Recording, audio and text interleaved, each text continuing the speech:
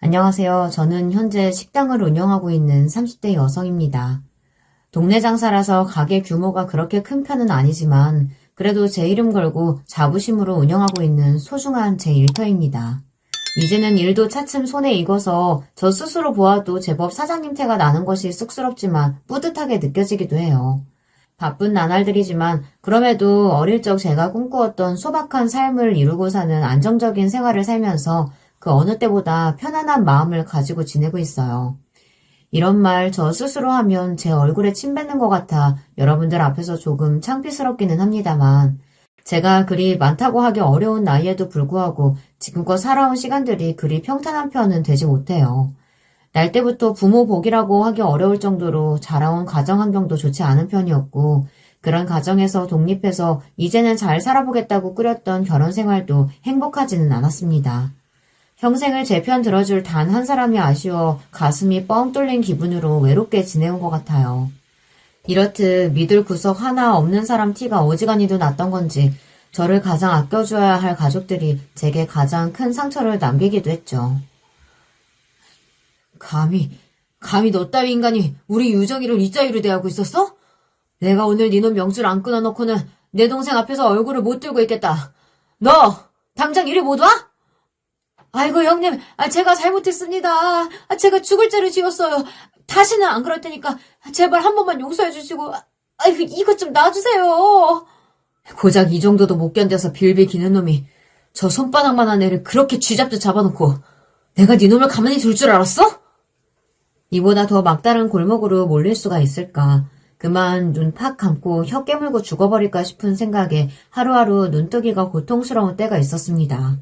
온 세상이 저를 버리고 죽어라 밟아내고 있다고 절망하고 있었을 그때 제 인생에서 저를 가장 아껴주었던 그 사람의 등장이 아니었다면 지금의 제가 존재할 수 있을까요? 그날이 아니었다면 아마 지금의 저도 없지 않을까 싶습니다. 말씀드린 것처럼 제 가정 환경이 결코 좋은 편이 아니었습니다. 형편이 넉넉하지 못한 것 정도는 크게 문제도 되지 않을 정도였어요.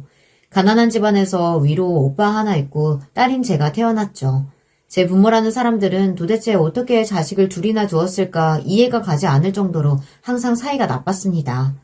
가장이랍시고 온갖 권위는 있는 대로 다 내세우면서도 제대로 된 밥벌이 한번 해본 적 없는 아버지라는 사람은 그야말로 인간 말종 쓰레기였습니다. 제 입으로 저 태어나게 했다는 친부를 이렇게 말하는 것조차 부끄러운 일이라는 걸 알고 있지만 아무리 좋게 이야기하려고 해도 평생을 그 사람 밑에서 가슴 졸이며 불안하게 살아야 했던 제 입장에서 이보다 더 좋은 말을 해주기는 어려울 것 같네요. 그렇다고 어머니 쪽이 그리 모성에 넘치는 편도 아니었어요. 비록 저희 오빠나 제가 그래도 학교 마칠 때까지 굶어 죽지 않게 만들어준 건 어머니 덕이라고 할 수 있겠지만 말 그대로 저희 남매에 굶겨 죽이지 않는 것뿐 어머니도 그 이상의 사랑이나 지원을 기대하기는 어려웠습니다. 엄마 일 나가고 나시면 해가 중천에 뜰 때까지 술에 취한 아버지가 드르렁 코를 골며 좁아터진 집구석 한복판을 차지하고 있었고 오빠와 저는 그런 아버지 깨우지 않으려고 조마조마해 하던 기억이 제 유년 시절 기억의 대부분을 차지하고 있습니다. 허구한 날 술이나 퍼마시며 사람 노릇 못하고 살던 제 부친은 술버릇도 좋지 않았지만 손버릇도 그에 못지 않았거든요. 자기 기분 거슬린다 싶으면 물건 집어던지는 것 정도는 일도 아니었습니다. 저보다 3살 위에 오빠가 제 쪽으로 날아오는 리모컨 피해보겠다며 저를 감싸는 바람에 거기에 맞아 이마가 찢어져 피가 철철 났던 적도 있으니까요. 오빠 어떻게 피나? 유정아, 오빠 괜찮아. 울지 마, 응? 이제 가 초등학교 저학년이 되었을까 싶은 어린 나이의 오빠였지만 그래도 오빠라고 더 어린 동생인 저를 감싸주려고 괜찮다 말하는 모습에도 너무 무섭고 서러운 마음이 들었습니다. 그 조망만한 어린애가 제 아버지가 휘두른 물건에 맞아 이마가 터져 피가 나는데 어떻게 무섭지 않을 수가 있었겠어요. 뒤늦게 머리가 좀 굵고 나서야 그 어린 오빠가 저를 달래주면서 대체 어떤 생각을 했을지 돌이켜보면 너무 안쓰럽고 가여워 그때 오빠를 꼭 안아주고 싶은 생각이 들곤 합니다. 저희 남매가 이런 위협을 느꼈다고 해서 쉽사리 어딘가에 도움을 요청할 수도 없었습니다. 주위 이웃들에게야 이미 한참 전부터 인간 말종으로 찍혀 저희 집 관련한 일에는 어떻게든 엮이지 않으려고 노력하는 이웃들이었습니다. 그 심정도 이해가 가지 않는 건 아니에요. 압이라는 인간이 워낙 개차반이니 잘못 싸움이라도 걸렸다가는 매일같이 술이나 퍼먹는 인간한테 무슨 해코지를 당할지 모르니 두려운 마음이 크셨겠죠. 하지만 그 집안에 갇혀 그런 압이 밑에서 늘 공포에 떨며 살아야 했던 저희 남매 입장에서는 주변 어른 그 누구도 의지할 수 없는 그 상황이 너무나 힘겨울 수밖에 없었습니다. 그렇다고 어머니께 도움을 요청할 수도 없었어요. 아이고, 내 팔자야. 저것들이라도 안 나눴으면 내가 저 해죽일 인간 2번 다시 볼 일도 없이 이 집구석 뜨면 그만인걸. 아휴, 자식이 웬수다. 자식이 웬수야. 한 번씩 일이 너무 힘겨워 술이라도 한 잔 걸치고 들어올 때면 저희 엄마가 저희 남매 보면서 머르처럼 하신 말씀입니다. 아무리 힘들어도 부모로서 자식에게 절대로 해서는 안 될 소리죠. 물론 그분 인생도 그렇게 순탄치 않았으리라는 건 저도 알고 있어요. 남편이라는 작자는 믿을 만한 가장이기는커녕 오히려 자신의 인생을 핥아먹는 상종 못할 인간이었고 그 사이에서 딸린 새끼들은 둘이나 되었으니 저것들을 굶겨 죽일 수도 없고 그야말로 사면초가였겠죠. 그런 남편 대신에 식당일이며 청소일이며 가리지 않고 닥치는 대로 하시는 동안 몸도 마음도 많이 상하셨을 겁니다. 그렇다고 집으로 돌아오면 편히 쉴 수 있는 것도 아니고 새끼들이 굶든 말든 나 몰라라 술이나 퍼먹고 자빠져 자고 있는 남편 꼴을 보면 그만 화병이 날 것처럼 속이 뒤집어지셨겠죠. 그것까지 이해 못하지는 않았습니다. 하지만 차라리 그러면 이혼을 하시지. 이혼해서 저희 남매를 제발 이 지옥에서 꺼내주시지. 그렇게 아버지와 악다구니를 쓰며 죽일 듯이 싸우면서도 끝내 이혼은 하지 않는 어머니가 더 이해가 가지 않을 지경이었어요. 언제 누구 하나 때리 죽이지 않아도 이상하다 싶을 정도로 상황이 극에 치닫고 있는데도 불구하고 대체 왜 갈라서지 않는 건지 제 속이 다 뒤집힐 지경이었습니다. 어릴 때는 어머니가 저렇게 저희 남매를 원망하며 신세 한탄하는 소리를 들을 때마다 엄마한테까지 버림을 받을까봐 그저 무섭고 두려웠어요. 엄마마저 없으면 저 무섭고 끔찍한 아버지와 영영 한 집에 갇힐 거라고 생각하니 두려움에 온몸이 벌벌 떨릴 지경이었습니다. 하지만 그것도 머리가 점차 굵고 학교에 다니기 시작하고 저도 생각이라는 걸 하게 되기 시작하면서 어머니에 대한 걷잡을 수 없는 원망으로 바뀌고 말았습니다. 그렇게나 지금 당신의 인생이 끔찍하면 진작 좀 갈라서지. 갈라서서 다만 하루라도 저 끔찍한 꼴 좀 보지 않게 해주지. 그것도 아니면 저렇게 서로 잡아 죽이지 못해 안달인 인간하고 뭐 한다고 애를 둘이나 낳은 건지. 여러분 들으시기에게는 제가 낳아준 은혜도 모르고 천하의 불효자식처럼 들리실지 모르겠습니다. 하지만 솔직히 저는 제 부모가 저 낳아줬다는 거 그리 감사하게 여기며 자라지 못했습니다. 항상 제가 태어난 것이 불행한 일이라는 생각을 지울 수가 없었어요. 솔직히 제가 나를 왜 낳았냐고 말한다면 친정어머니가 아버지한테 머리채나 잡히지 않으면 다행이지 결코 그 두 분 입에서 제게 미안하다는 말이나 후회의 말을 들을 수 있을 것 같지는 않았네요. 냉담하다고 하셔도 할 말이 없습니다만 솔직히 이게 제가 처했던 현실인 걸 뭐 어쩌겠습니까. 그나마 오빠나 저나 학교에 들어가기 시작하면서 하루 중 다만 몇 시간만이라도 집에서 벗어나 아버지 눈 피해 지낼 수 있는 시간이 생겼다는 것만큼은 다행스러운 일이었습니다. 워낙 어릴 적부터 부모의 폭언과 폭력에 노출되어 있다 보니 저는 또래 친구들보다 발달도 늦은 편이었고 성격도 많이 어두운 편이었습니다. 말도 누가 먼저 시키지 않으면 굳이 제가 나서서 하는 편이 아니었고요. 그리고 항상 겁먹고 있다 보니 어릴 적에는 약간 말을 더듬는 편이기도 했습니다. 한마디로 짓궂은 어린 아이들이 보기에는 딱 놀림받기 십삭인 성격이었죠. 그 나이 때 아이들이 제게 대단한 악의가 있어서 저를 놀림거리로 삼았을 거라고는 생각하지 않아요. 하지만 아이들이 꼭 선하고 순수한 것만은 결코 아니에요.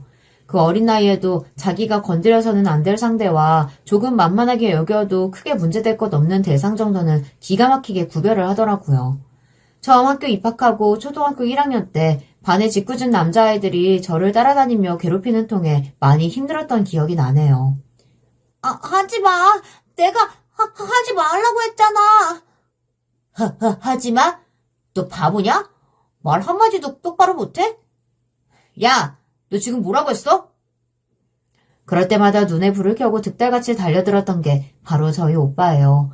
저희 오빠는 그래도 타고난 성격이 저보다는 심지가 굳은 편이어서 답이 없는 환경 속에서도 어떻게든 기죽지 않고 살려고 노력하는 사람이었습니다. 아마도 자기보다 더 어리고 제 앞가림 못하는 가엾은 여동생이 있었으니 오빠가 더더욱 그렇게 쌈딱이 될 수밖에 없지 않았을까 싶기도 해요. 자식들을 그 어떤 위험에서도 보호해 주어야 할 아버지라는 존재가 저희 남매에게 가장 큰 위협이 되고 있었기 때문에 저희 오빠는 어릴 적부터 어른 아이 할 것 없이 저희를 공격하는 사람 앞에서 맞서는 것도 주저하지 않는 편이었습니다. 아무래도 타인에게 방어적일 수밖에 없었죠. 그런 저희 남매를 안타까워하시면서도 선생님들 사이에서 저희 오빠는 공공연하게 문제아 취급을 받을 수밖에 없었습니다. 그렇다고 해서 문제가 생겨서 부모님 호출을 한다고 해도 쉽게 부모 얼굴을 볼 수 있는 것도 아니었으니 선생님들 입장에서도 여간 골치가 아픈 게 아니셨을 거예요. 자식들 나 몰라라 하고 술이나 퍼먹는 아버지야 말할 것도 없지만 어머니께서도 먹고 사느라 바빠 죽겠는데 나는 못 간다며 퉁명스럽게 담임 선생님 전화를 끊기 일쑤셨으니까요. 한마디로 집에서 내놓은 자식이나 다름없는 저희 남매였습니다. 그래도 오빠가 그렇게 답이 없는 사람은 아니었어요. 아무래도 성격이 날카로운 부분이 있고 무슨 문제가 생긴다 하더라도 대뜸 몸으로 막아서려고 드는 게 습관이 되어 있다 보니 학교에서 소위 주먹 좀 쓴다는 질 좋지 않은 선배들이 여러 번 안 좋은 쪽으로 끌어들이려고 시도한 적이 있었으나 그래도 오빠가 그런 쪽으로 빠지지는 않았거든요. 유정아, 우리 같은 사람들은 부모가 제대로 된 신경 써주는 게 아니기 때문에 더 안 좋은 길로 들어서기 쉬워. 그러니까 우리가 더 정신 바짝 차려야 돼. 부모가 좋은 인간이 아니었던 만큼 이를 반면교사 삼아 자신과 어린 동생은 그런 형편없는 인간 취급 당하는 것을 질색하던 오빠였어요. 저야 뭐 애초에 그렇게 스케일 크게 문제 일으킬 만큼 담이 큰 편도 아니었고 오빠 말 따라 그저 조용하게 학교 생활하려고 노력하는 소심하고 눈에 안 띄는 아이일 뿐이었죠. 오빠가 심지가 이렇게 굳은 편이다 보니 나이가 들수록 부모님과 마찰이 잦아지는 건 피할 수 없는 일이었습니다. 특히나 자라면서 오빠 뼈대가 굵어지고 아버지와 물리적으로 견주어도 밀리지 않을 정도가 되자 오히려 집에서 큰 소리 나는 일이 더 잦아졌어요. 이 망할 놈의 새끼가 이제 대가리 좀 굵었다고 애비를 이렇게 우습게 여겨? 자식 새끼한테 얼마나 더럽게 굴었으면 이따위 취급 당하는지 그런 생각은 안 들어요? 나나 우리 유정이한테 손 찍어말 때는 좋은 세월이라고 생각했지. 우리한테 2번 다시 손 치켜 올렸다가 아버지고 뭐고 봐주는 거 없이 반패 죽여놓을 테니까 어디 한번 해봐. 누가 들으면 패륜도 이런 패륜이 없겠다 싶을 만한 발언이었지만 세상 사람들 아무도 오빠 편 들어주지 않아도 저는 오빠 이해합니다. 제게 그럴 만한 물리적 힘과 오빠만큼 커다란 덩치가 있었더라면 오빠가 아니라 제가 그러고 싶었을 테니까요. 아버지라고는 해도 일말의 정조차 남아있지 않았습니다. 그저 차라리 빨리 죽었으면 싶었어요. 그렇게 술을 처먹는데도 왜 저 나이가 되도록 멀쩡하게 난동을 부리는지 그만 눈앞에서 없어져 버렸으면 싶었습니다. 그 시절에 제게 오빠마저 없었더라면 제 인생이 어땠을지를 떠올리는 것만으로도 끔찍한 생각이 들곤 합니다. 그런 오빠도 더는 부모를 견디지 못한 것이 바로 대학 진학 문제였어요. 저나 오빠나 집안 꼴이 이렇다는 걸 뻔히 알고 있는데 설마 부모님이 저희 대학 보내주리라고 기대하는 순진한 생각을 했겠습니까? 오빠도 그럴 생각은 전혀 없었을 거예요. 그러니까 집에서 아무 지원도 못 받으면서도 늦게까지 학교에 머무르며 혼자 힘으로나마 어떻게든 공부 손 놓지 않으려고 노력했던 거겠죠. 그러면서도 방학 때는 틈틈이 아르바이트를 해서 얼마 되지는 않더라도 조금씩 저금을 하는 것도 알고 있었습니다. 가정 형편도 좋은 편은 아니었으나 그렇다고 하더라도 자식들한테 용돈 턱턱 내줄 정도로 애정 있는 부모도 아니었으니 항상 돈이 부족한 저희 남매였어요. 오빠, 나 진짜 괜찮아. 이거 오빠 대학 등록금 하려고 모은 거잖아. 오빠 따로 모아둔 돈 많아. 그래도 이 정도는 갖고 있어야 너도 비상금으로라도 쓰지. 그 얼마 안 되는 돈을 또 여동생 기죽이기 싫다며 제 손에 쥐어주는 오빠였어요.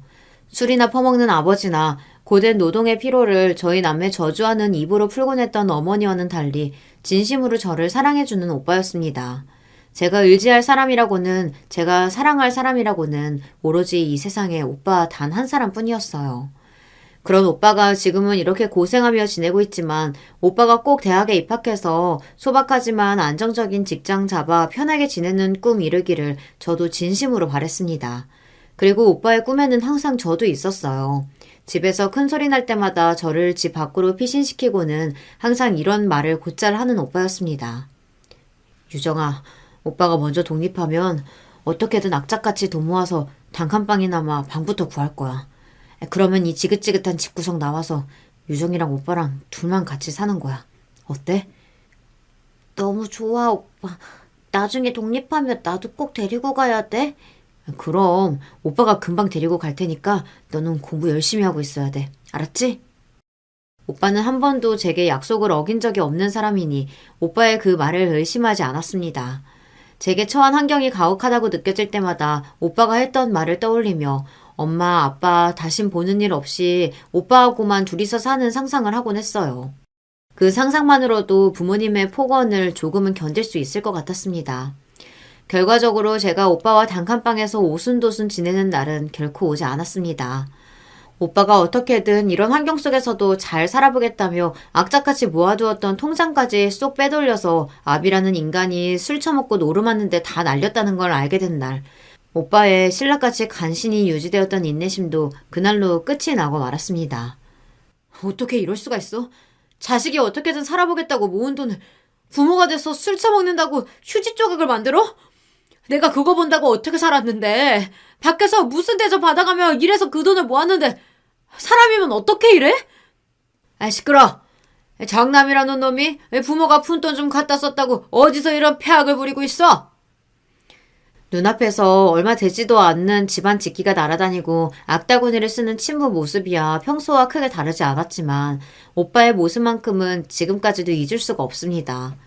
그동안 부모한테서 서름이란 서름 당할 만큼 당했다고 생각했는데 그날만큼 오빠가 서러워 보인 적이 없었으니까요. 입으로는 악을 쓰고 혈관이 터져나가도록 목에 핏대를 세우고 있었지만 그 눈만큼은 돌이킬 수 없는 상처를 입었다는 걸 제가 모를 수는 없었습니다. 같은 부모를 둔 남매로서 제가 아니면 누가 오빠를 이해할 수 있겠어요. 오빠는 명문대는 아니더라도 악착같이 자기 힘으로 공부해 저희 집에서 그다지 멀지 않은 지방도시의 대학에 합격 소식을 들은 차였습니다. 당장 등록이 며칠 남지도 않은 상황에서 벌어진 참사였어요. 네 애비가 술 퍼마시려나 날린 돈을 나보고 어쩌라고. 그러게 주제에 왜 되도 않는 대학 타령은. 어미가 뼈가 빠져가지고 고생하고 있는 걸 보면 자식이라는 놈이 하루라도 빨리 돈 벌어올 생각은 안 하고 헛바람만 들어가지고. 자식한테 손찌검만 하지 않았다 뿐이지 부모 노릇 제대로 못하기는 어머니라고 크게 다를 바 없었기에 오빠가 이미 날려먹은 등록금 구할 길은 없었습니다. 그나마 등록금이라도 내야 휴학이라도 해서 돈이라도 벌 수 있었는데 그조차도 없었어요.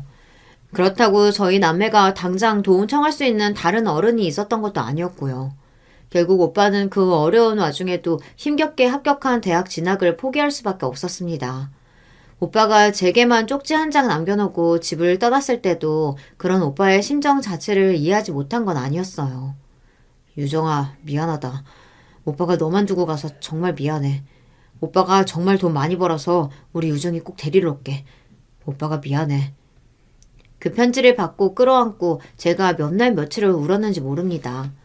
저 같아도 오빠의 꿈을 한순간에 휴지 조각으로 만들어버린 이따위 부모 버리고 떠났겠지만 그래도 저도 제 생각이 먼저인 건 어쩔 수 없는 이기적인 인간이라서 저 혼자 두고 떠나간 오빠가 원망스러울 수밖에 없었어요. 오빠 없는 집에서 나 혼자 어떻게 살라고, 저런 사람들 밑에서 어떻게 지내라고, 부모라는 인간들이 어떤 인간인지 뻔히 알면서 저를 버리고 갔다는 생각에 오빠가 야속하게 느껴졌습니다. 오빠도 오죽 집안꼴을 견디기가 힘들었으면 그랬겠어요. 그걸 저로서도 이해하지 못하는 바가 아니니 더 미칠 지경이었어요. 오빠가 그렇게 하루아침에 증발해버리고 그 후 분노까지 제게 퍼붓는 부모들이었으니까요. 이 배응망덕한 새끼. 이날 이때까지 먹이고 키워놨더니 이제 돈 좀 벌어오겠다 싶어지니까 어미를 버리고 도망을 쳐? 이 천하의 불효막심한 놈 같으니라고. 악에 받쳐 소리치는 엄마가 오빠를 욕하는 소리를 듣는 것이 그토록 괴로울 수가 없었습니다. 제 고등학교 3년간은 제 인생에서 아예 지워버리고 싶을 정도로 끔찍한 시간이었어요. 그 전에도 그리 추억할 만한 일 없는 유년 시절이었습니다만 그나마 오빠가 있었기에 버틸 수 있었다는 것을 여실히 깨닫게 되었죠. 돈 많이 벌어 저 데리러 온다던 오빠는 제가 고등학교를 졸업하는 날까지도 다시 집으로 돌아오지 않았어요. 그렇게 고등학교를 졸업할 무렵 저는 그제야 오빠가 우리 가족 모두를 버렸다는 걸 인정하지 않을 수 없었습니다. 나랑 약속했으면서 독립하면 나 데려간다고 했으면서 저도 심신이 여간 지친 게 아니었으니 자꾸만 오빠가 원망스러운 마음이 들었어요. 정작 원흉이 따로 있다는 걸 누구보다 잘 알고 있었으나 오빠만큼은 믿고 있었기에 배신감이 더 컸나 봐요. 당연히 저도 대학 진학은 기대할 수 없었습니다. 나름대로 아버지와 대등하게 맞받아치던 오빠도 피할 수 없었는데 제가 어떻게 제 욕심 부려가며 살 수 있었겠습니까?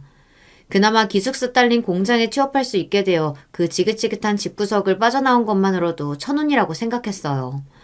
뭐 그러고도 얼마간은 본가에 월급을 붙이며 쪼들리는 생활을 해야 했지만요. 유준이 그 괘씸한 네 오라비처럼 너도 이제 네가 돈 번다고 네 멋대로 살 것 같으면 집구석에 들어올 생각도 말어. 굳이 그 집에 도로 찾아가고 싶은 마음은 없었으나 그래도 키워준 엄마라고 쉽게 외면하기는 힘들더라고요. 저보고 미련하다 하셔도 제가 참 할 말이 없습니다. 대단한 모녀지간으로서의 정이 남아서라기보다는 그래도 그 환경 속에서 저를 굶겨 죽이지 않고 그때까지 먹여주기는 했으니 그 빚 갚는다는 생각에서였어요. 저보다 10살은 많은 남편에게 쉽게 마음이 넘어간 것 역시 제 부모도 저를 귀하게 여겨주지 않는데 저를 세상 귀한 사람처럼 대해주는 모습에 그만 마음이 허물어져서일 겁니다. 유정씨, 간식 좀 먹고 해. 내가 유정씨 것만 따로 빼놨어. 감사해요. 매번 이렇게 챙겨주시고. 아니야. 내가 유정씨 보면 어린 나이에 벌써 밖에서 이렇게 일한다고 고생하는 것도 그렇고 자꾸 여동생 같아서 마음이 쓰여서 그래. 10살이나 어린 갓 20 넘은 여자한테 추근대면서 여동생 같기는. 지금 이 나이 먹고 생각해보면 속이 뻔히 보이는 시커먼 행동이었지만 그때는 그저 저에게 주어진 일말의 애정조차 목이 마르고 아쉬웠어요. 오빠가 떠나고 나니까 저한테 그렇게 다정하게 대해주는 사람도 없더라고요. 워낙 집안 꼴이 그렇다 보니 어린 마음에 창피해서 친구라고 누굴 데려올 수도 없고 가까워지는 데는 항상 한계가 있었습니다. 남자 어른이야 워낙 아버지 때문에 어릴 때부터 무서워하고 경계했었는데 아무래도 일을 같이 하는 사이다 보니 피할 수도 없고 그렇게 얼굴을 자주 마주하게 되다 보니 그만 정이 들어버린 거 있죠. 세상에 참 정만큼 난감한 게 또 있을까 싶습니다. 지금 생각해보면 그런 속내 뻔히 보이는 얄팍한 친절에 넘어가지 않았겠지만 제가 생각해도 오죽이나 의지할 데가 없었으면 그런 사람한테 홀랑 넘어갔나 싶어 그때 저한테 뭐라 하기도 참 그러네요. 반대로 생각해보면 남편 입장에서는 저만큼 쉬운 먹잇감이 또 있었을까 싶습니다. 부모 눈치 볼 것도 없는 기댈 곳이라고는 하나 없는 어린 여자의 사탕발림으로 꼬여내기가 얼마나 쉬웠을까 생각하니 기가 찰 노릇이에요. 그 어린애 꼬드기면서 선물이랍시고 몇 푼 안 하는 액세서리 쪼가리 몇 개 사준 것 말고는 돈 쓴 것도 없으니 아주 신이 났겠죠. 나이가 많다는 게 마음에 걸리긴 했으나 어떻게든 집에서 벗어나게 해줄 사람이라면 사실 그때 그 사람이 아니더라도 제게 조금만 잘해줬으면 쉽게 넘어갔을 것 같습니다. 이제 갓 사회생활 시작한 딸 자식을 뜯어먹을 물주로만 생각하고 있는 부모였어요. 오빠였다면 나처럼 이렇게 멍청하게 월급 뜯겨가며 호구노로 타고 있진 않았겠지 하는 생각에 오빠 생각을 자주 하지 않으려 해도 어쩔 수 없이 자꾸 생각이 났습니다. 제가 그만큼 단호하고 똑부러지지 못하고 성격이 물러터져서 그랬을 수도 있겠지만 제 부모 성미에 어디에서 일하는지 뻔히 아는 딸 자식이 제때 돈 붙이지 않으면 직장까지 찾아와 폐악을 부리고도 남을 위인들이었어요. 저 혼자 힘으로 빠져나올 길이 없으니 곁에 믿을 만한 사람이 생긴다면 설마 어려운 사위한테 그렇게 막대하지는 못하겠지 하는 계산도 없지 않았습니다. 솔직히 제가 사랑으로 가득한 다복한 가정에서 자란 것도 아니고 결혼 생활에 무슨 낭만이나 기대감이 있었겠습니까? 제가 살아오면서 가장 근처에서 가까이 바라본 결혼 생활은 그야말로 파국이 따로 없었죠. 한마디로 저한테는 결혼은 서로 사랑하는 두 사람이 만나 함께 미래를 도모하는 낭만적인 일이 아니라 지긋지긋하고 끔찍한 부모에게서 벗어나기 위한 수단에 가까웠어요. 그런 마음으로 결혼을 해서 내가 벌을 받은 건가 후에 그런 생각도 했지만 그건 역시 힘든 상황을 견디고 견디다 못해 원인을 제게서 찾는 패배주의적 생각에 불과한 거겠죠. 결혼식이라고 할 만한 거창한 것도 치르지 않고 그저 결혼을 기념한다고 사진관에서 기념사진 하나 박은 걸로 결혼 생활을 시작하게 되었습니다. 남편은 20대 때 부모님이 다 돌아가셨기 때문에 저 시집갈 때 시부모님은 안 계셨어요. 대신 남편에겐 남동생이 둘이 있었는데 둘째 동생은 일찍 결혼해서 벌써 시조카가 둘이나 있었습니다. 막내 동생은 인근 소도지에서 대학을 다니고 있었어요. 저희 오빠가 그 비극을 겪지 않았다면 입학했을 학교였습니다. 동생이 결혼을 하게 되는 날까지도 소식을 알 수 없는 오빠였어요. 어디서 뭘 하고 사는 건지, 정말 살아는 있는 건지 싶었습니다. 오빠가 나가고 난 다음에는 오빠를 원망하는 마음이 적지 않았습니다만, 이제 결혼해서 제 가정까지 일군다 생각하니 더더욱 오빠가 그립게만 느껴졌어요. 제가 친정 식구라고 아버지에게 의지를 하겠습니까? 어머니에게 의지를 하겠습니까? 결국 아쉬울 때 또 생각나는 사람은 오빠뿐이더라고요. 제가 친정 식구들에게 아무런 애정도 보이지 않는다는 것을 보고 은근히 남편이 마음에 들어한다는 것은 조금 뒤늦게 눈치를 챘습니다. 유정아, 이제부터는 나랑 우리 식구들이 내 가족인 거야. 네가 어릴 적부터 장인 장모님 때문에 얼마나 마음고생이 심했어. 이제 우리 가족하고 잘 지내면서 지난 상처는 다 잊고 정말 잘 살아보자, 우리. 남편이 그렇게 말할 때까지만 하더라도 그래, 그 끔찍한 집구석에서 벗어났으니 이제 나한테 가족은 이 사람뿐이라 생각하고 정말 잘해야지. 나는 절대로 내 부모처럼은 살지 않을 거라고 다짐했어요. 남편 입장에서는 장인 장모 눈치 볼 것 없이 의지할 곳 하나 없는 아내 맞이해서 살판 났다는 거 그때는 미처 몰랐습니다. 남편은 형사들과 아주 사이가 돈독했어요. 외지에 나가있던 막내 도련님이 돌아오는 날이면 잔치라도 벌일 기세였어요. 그리고 그렇지 않더라도 평소에 지척에 사는 둘째 시동생 부부와 거의 동거동락하는 것과 다름이 없었습니다. 아이고 재수씨, 우리 재수씨 솜씨가 이렇게 좋아가지고 항상 제 입이 호강입니다. 아주버님 좋아하시는 거라 넉넉하게 만들었어요. 제가 재수씨 덕분에 먹고 삽니다. 우리 유정이도 빨리 재수씨 솜씨 보고 좀 배워야 할 텐데. 이제 금방 시집 오신 형님인걸요. 금방 느시겠죠 뭐. 손 아래 동서라곤 하나 남편과 제 나이 차이가 상등했기 때문에 저보다 5살이나 많은 손 아래 동서였습니다. 처음에는 눈치가 여간 보이는 게 아니었어요. 저 시집 오기 전에 이미 끈끈하게 지내고 있던 남편과 시동생 내외였고 거기다 한참 어린 손 윗동서를 불편해할까봐 오히려 제가 더 눈치를 많이 봤거든요. 솔직히 결혼 초반부터 제가 그들 사이에서 겉돌고 있다는 건 느끼고 있었습니다. 식사 내내 물 가져와라, 반찬 더 가져와라, 국 더 떠와라 할 때마다 밥은 먹는 둥 마는 둥 하며 정신없이 부엌을 들락거릴 때마다 한 번을 일어나지 않는 손 아래 동서였어요. 순서상으로 제가 위라고는 하나 서열상으로 제가 더 낫다는 건 저도 모를 수가 없었습니다. 하지만 한참 늦게 시집 온 데다가 저보다 나이가 많기도 했으니 그런 얘기 섣불리 꺼내기도 쉽지 않았죠. 동서가 저를 그다지 마음에 들어하지 않는다는 것도 일찌감치 눈치챘습니다. 잘 지내고 있던 아주버님과 결혼한 여자가 자기보다 한참 어리고 친정은 콩가루 집안이나 다름없으니 썩 곱게 볼 여지가 많지는 않았겠죠. 그래도 제 나름대로는 어떻게든 잘 지내고 싶었어요. 이제 저한텐 이곳이 제 집이고 저 사람들이 가족이 되었으니 정말이지 잘해보고 싶었습니다. 제가 선택할 수 없었던 저를 낳아준 부모는 가족이라고 하기에도 민망한 수준이었으나 아무리 도피의 의도가 있었다고는 하나 결혼만큼은 제 의지대로 선택했다고 그때까지는 믿고 있었으니까요. 내가 선택한 가족과 평화롭고 따뜻한 가정을 만들고 싶었습니다. 결혼해서도 생활은 빠듯했어요. 원래도 넉넉한 형편은 아니었지만 남편도 모아둔 돈이 거의 없다는 걸 알았을 땐 솔직히 가슴이 답답해졌습니다. 제가 또래하고 결혼했으면 또 모르겠는데 저희 나이 차이가 적지 않잖아요. 그동안 번 걸 차곡차곡 모으기만 해도 제법 목돈이 모였을 텐데 결혼식은 그렇다 치더라도 신혼집인 남편이 살던 반전세 집은 결코 아이까지 낳아 키울 만한 크기는 되지 못했으니까요. 당시 남편 월급의 상당수가 막내 도련님 대학 등록금으로 들어가고 있었습니다. 여보, 막내 도련님한테 다달이 돈 붙이는 거 좀 줄이면 어떨까? 우리 앞으로 이사도 가야 하고 나도 일 그만뒀는데 생활비 생각도 해야 하잖아. 뭐? 그게 무슨 소리야? 걔 대학 다니는 게 우리 집안 자부심인데 이제 와서 그걸 줄이는 게 말이 돼? 아니 여보, 아예 도와주지 말라는 게 아니라 우리도 생활을 해야 하니까. 아 시끄러. 그렇게 돈이 아쉬우면 네가 나가서 부업을 하든지 뭐 아르바이트라도 뛰든가. 어떻게 우리 집안에 하나뿐인 대학생 지원을 끊으란 소리를 해?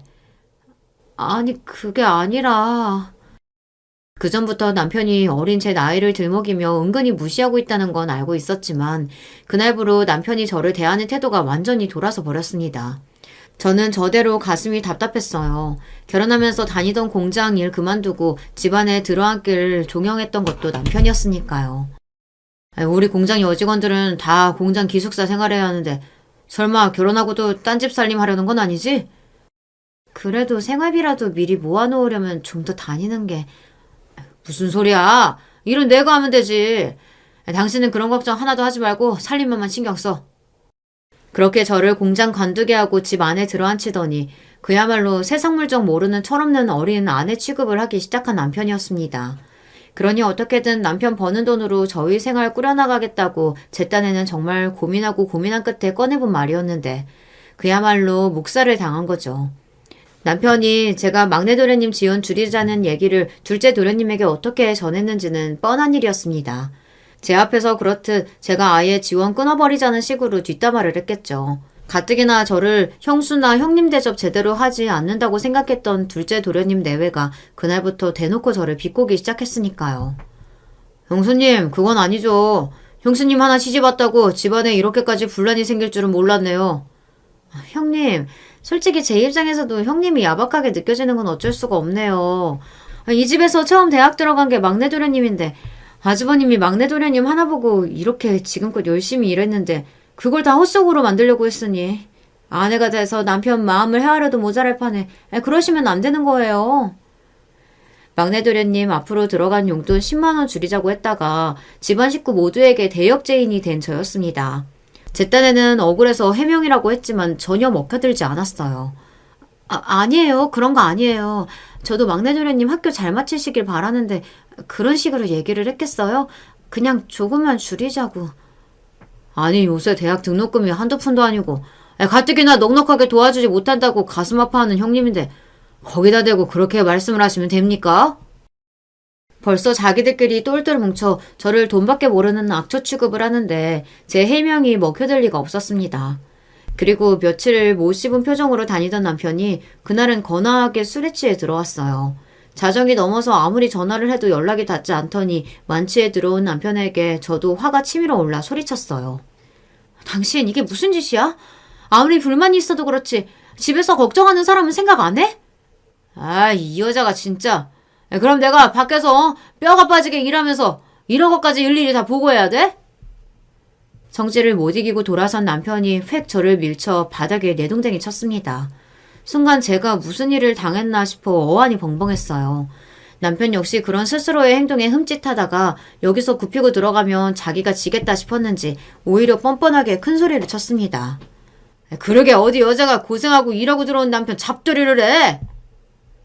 그러고 저 혼자 휙 안방으로 들어가 금세 드르렁 코를 골기 시작하는데 저는 내동쟁이 쳐진 그 자리에서 꼼짝도 할 수가 없었어요.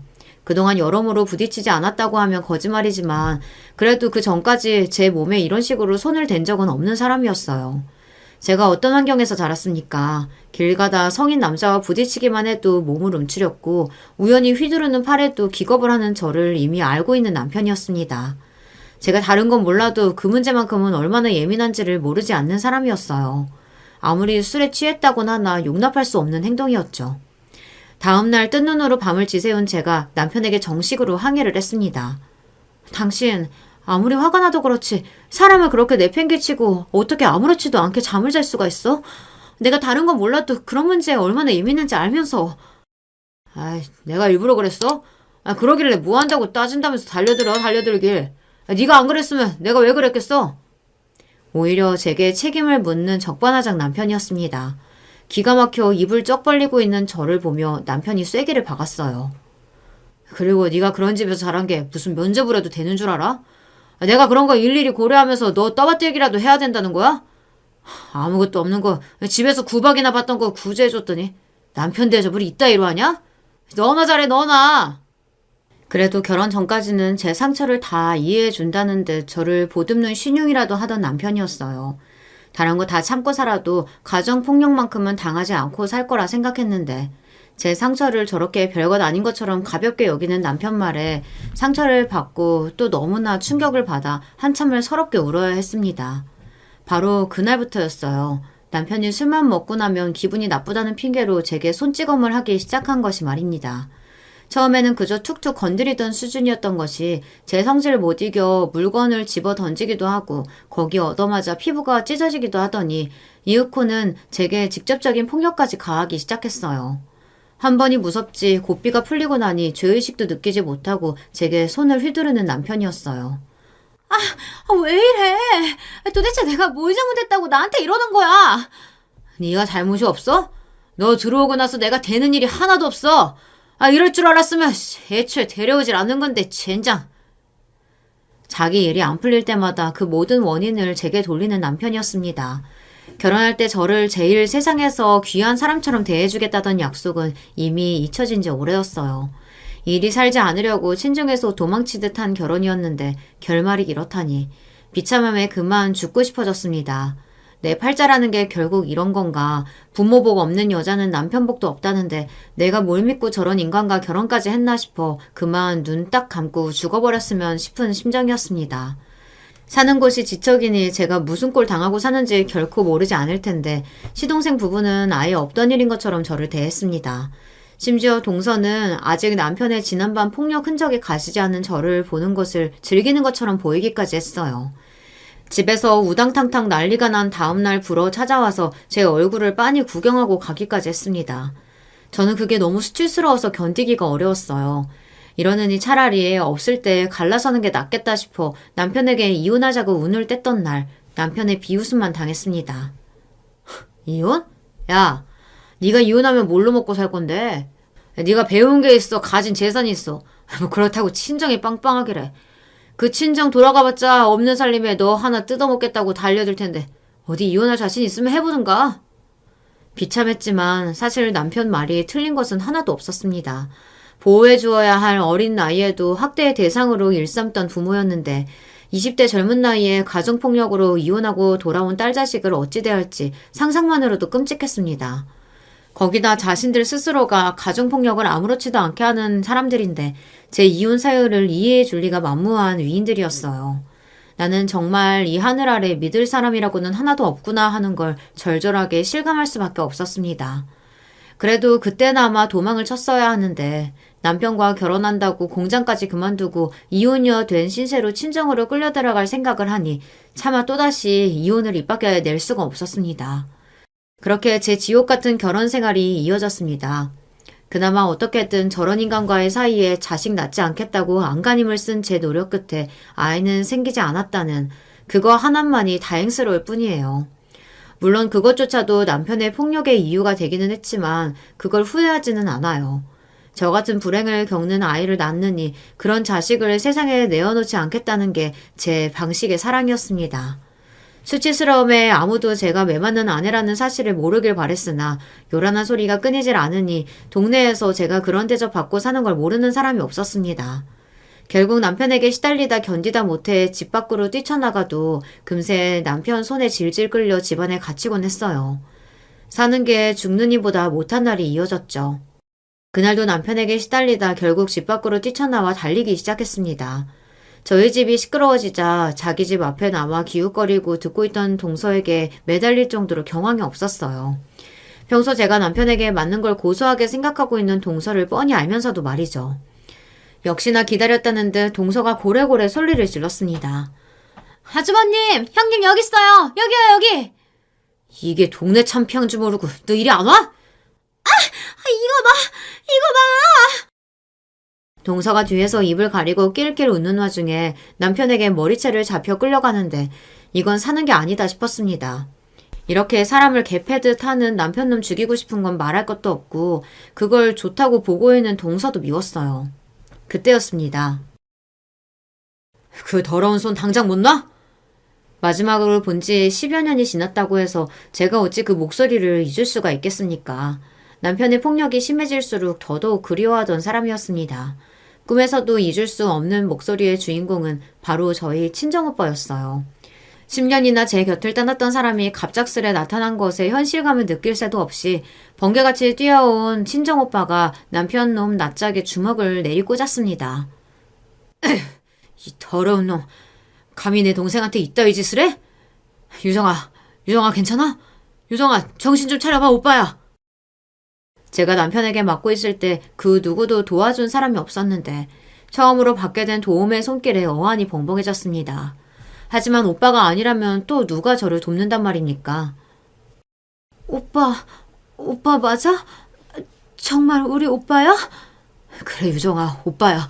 오빠 여기 있어. 왜 이제 왔어? 나 데리러 온다고 했잖아. 나만 놔두고 어디 있다가 이제 왔어. 미안해, 유정아. 오빠가 미안해. 유정이, 너 이렇게 살고 있는 줄 알았다면 오빠가 진작 데리러 왔어야 했는데. 미안해, 유정아. 그렇게 동네 사람 다 보는 길바닥에서 10년 만에 만나는 오빠를 부여잡고 펑펑 대성통곡을 했습니다.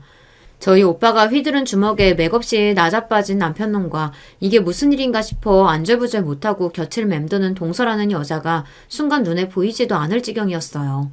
간신히 정신을 차리고 보니 오빠는 한눈에 보기에도 고급스러운 양복 차림에 주변에 따르는 건장한 사내들까지 거느리고 있었습니다. 나중에 알고 보니 오빠의 전담 수행원과 경호원까지 대동해서 왔더라고요. 이내 걷잡을 수 없는 분노에 찬 목소리로 오빠가 남편놈에게 고함을 쳤습니다. 감히 내 동생한테 지금껏 손 찍어매놓고 내가 네 놈을 가만히 살려둘 것 같아? 당장이라도 눈앞에 남편 놈을 때려 죽일 듯한 기세인 오빠였어요.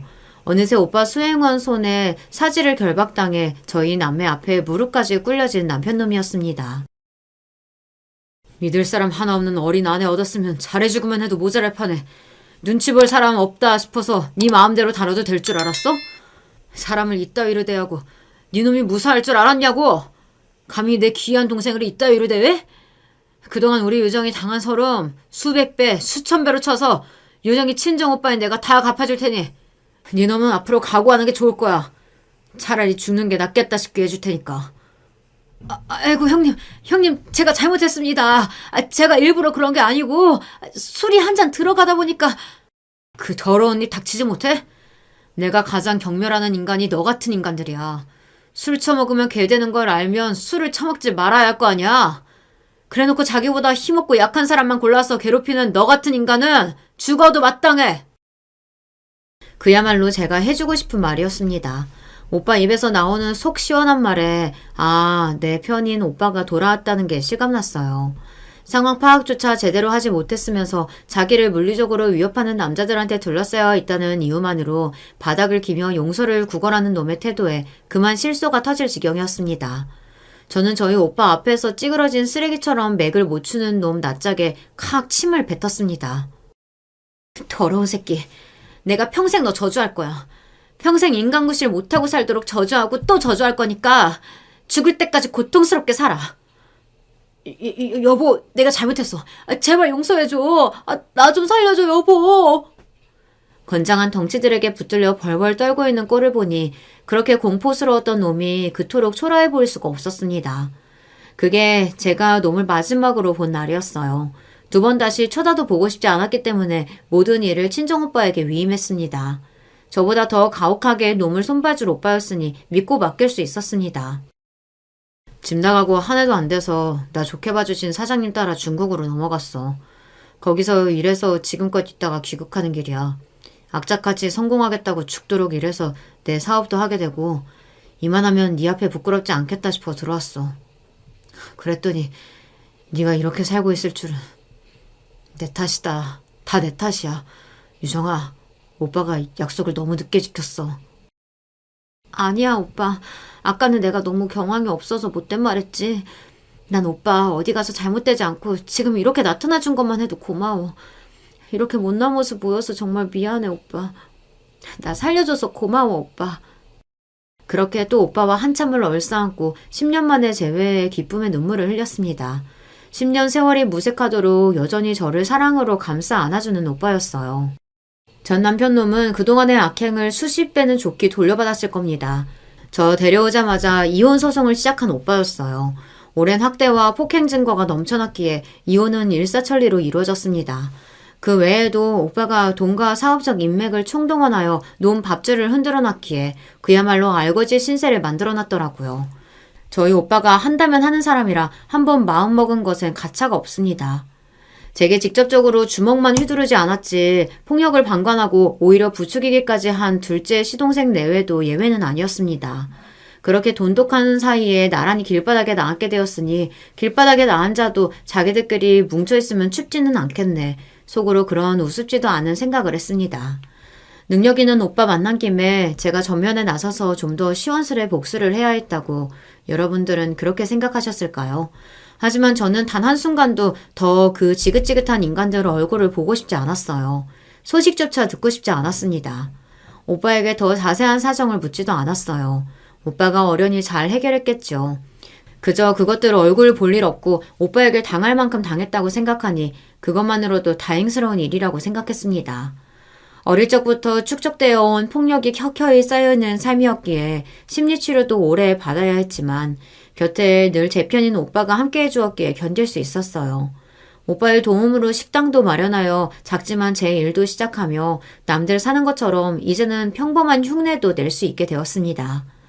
이제는 제가 부를 때마다 한달이면 오빠가 달려와 줄 것을 알기에 예전처럼 휑하고 허한 마음은 더는 들지 않습니다. 결국 오빠에게는 걱정만 끼치는 못난 동생이라 미안하지만 그래도 지금 제 곁에 오빠가 있다는 것이 좋아요. 오늘 제가 들려드릴 이야기는 여기까지입니다. 저는 앞으로도 오빠와 함께 잘 지낼게요. 여러분들도 잘 지내시길 바랍니다. 들어주셔서 감사합니다. 안녕하세요. 저는 40대 여성입니다. 제가 예전에 겪었던 일 하나를 이야기해보고 싶어서 사연을 드립니다. 저는 꽤 어린 시절에 일을 시작한 편이었습니다. 고등학교를 졸업하고서 바로 일을 시작했으니 20 갓 되자마자 취업 전선에 나선 거였죠. 아주 어린 나이부터 일을 해야 할 정도로 어린 시절 집이 가난했기 때문이었습니다. 홀어머니 밑에서 자랐는데 형제도 없어서 정말 외로운 처지였어요. 그래도 어머니가 저를 너무 아끼면서 키워주셨기에 취직해서 돈을 벌면서 어머니와 둘이서 오순도순 오붓하게 잘 살고 싶은 기대에 부풀어 있기도 했습니다. 어머니는 제가 대학도 가지 못하고 바로 취직하는 것을 무척 가슴 아프게 여기셨어요. 나름대로 고등학교 때 공부를 잘하고 성실한 학생이었기 때문에 선생님도 저한테 어지간하면 대학 졸업장은 따놓는 게 어떠냐고 하실 정도였으니까요. 하지만 대학 등록금이 조금도 감당이 안 되는데 어떻게 대학 갈 엄두를 낼까요? 선생님은 너무도 안타깝게 저를 바라보셨지만 그래도 안 되는 건 안 되는 거였습니다. 선생님은 대신 지인에게 알아보아서 저를 괜찮은 취직 자리에 소개해 주셨었지요. 고3 담임 선생님이라 다른 친구들 수험 상담으로 바쁘신데도 그렇게 신경을 써주셔서 무척 감사했습니다. 취직한 곳은 작은 사무실이었습니다. 공장을 운영하는 곳이었는데 나름대로 탄탄하고 좋은 곳이었지요. 가방을 만드는 공장이라서 매일같이 가죽과 부자재가 들어오고 직원들이 앉아서 가방을 만들었습니다.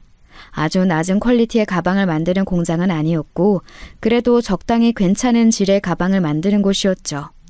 사실 가방의 만듦새는 무척 좋았는데 거래처를 잘 못 잡아서 그냥 시장 가방 가게로 납품하며 잘 성장하지 못하던 곳이었습니다. 저는 그곳에서 사무보조 일을 시작했습니다. 작은 사무실이었고 사장님과 실장님, 직원 2명과 제가 다였죠. 다른 직원분들도 나이가 가장 어린 분이 30대였으니 20 갓 된 제가 들어오자 굉장히 잘 대해주셨습니다. 아직 너무 어린 친구가 벌써부터 일하느라 고생이 많다면서 기특해하기도 하셨고요. 당시 회식하면 제가 아직 어리니 잘 먹어야 한다면서 일부러 고깃집에 가서 고기를 구워주시기도 했습니다. 일은 쉽고 주변 분들이 예뻐해 주시니 당연히 무척 좋았었지요. 봉급은 작아도 저희 어머니도 계속 일을 하고 계셔서 둘이 살기에는 모자람이 없었고요.